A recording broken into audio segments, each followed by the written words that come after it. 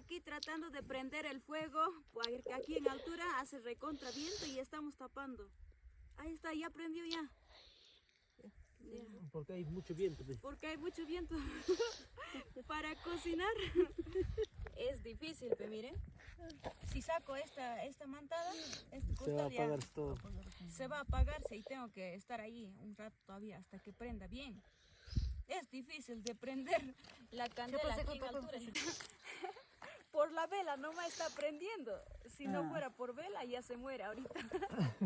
Vela de ropa se No, vela, De verdad, velita no me está ahí. vela hay que dejar adentro, mira. La vela dejamos así adentro, mire.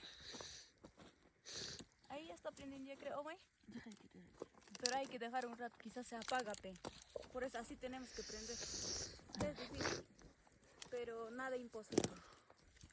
Después de prender el fuego, estamos cocinando papa. Estamos comiendo papa, ya se cocinó. Está mi sobrino también. Ahí está.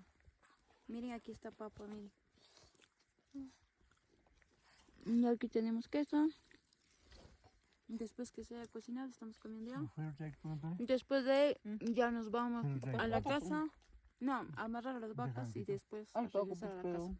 Ahorita seguimos en altura, pero ya terminamos todo. La última papa recién escarbadita estamos comiendo. No va a estar más pegado. Ahí es que sea.